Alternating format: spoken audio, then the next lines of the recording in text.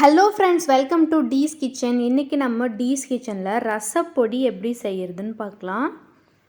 அதுக்கு நம்ம தேவையான இன்க்ரீடியன்ட்ஸ் எல்லாம் ஃபஸ்ட்டு நம்ம வறுத்து எடுத்துக்கணும். ஸோ ஒரு பேனை சூடு பண்ணி இதில் 1/2 கப் மல்லி போட்டு வறுத்து எடுத்துக்கலாம்.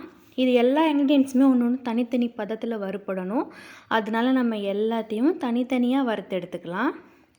எல்லாமே வறுபட்டு வரும்போது உங்களுக்கு ஒரு நல்ல மணம் வரும். அந்த ஸ்டேஜ் வந்தோடனே நம்ம ஆஃப் பண்ணிடணும். இப்போ மல்லி ரெடி ஆகிடுச்சு, அதை எடுத்து வச்சிடலாம். இப்போ ஜீரகம் 1/4 கப் சேர்த்துக்கலாம். இதையும் நல்லா வறுத்து எடுத்து வச்சுக்கலாம். பாருங்கள், ரெடி ஆகிடுச்சு. இப்போ இதை நம்ம வேறு பிளேட்டில் மாற்றிடலாம். இப்போ 1/4 கப் மிளகு சேர்த்துக்கலாம்.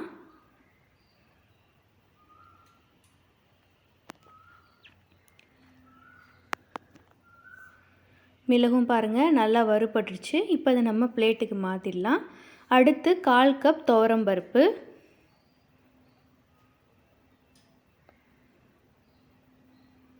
எல்லாத்தையுமே நம்ம சிம்மில் வச்சு வறுத்துக்கலாம், இல்லைன்னா கருகிடும்.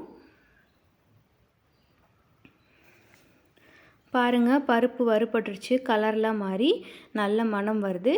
இப்போ இதையும் நம்ம பிளேட்டில் எடுத்து வச்சிடலாம். அப்புறம் ஃபைனலாக காஞ்ச மிளகா ஒரு 10, நான் நடுவில் இருக்க சீட்ஸ் எல்லாம் எடுத்துகிட்டு யூஸ் பண்ணியிருக்கேன். ஏன்னா நம்ம மிளகும் சேர்த்துருக்கிறதுனால காரம் அதிகமாகிடும்.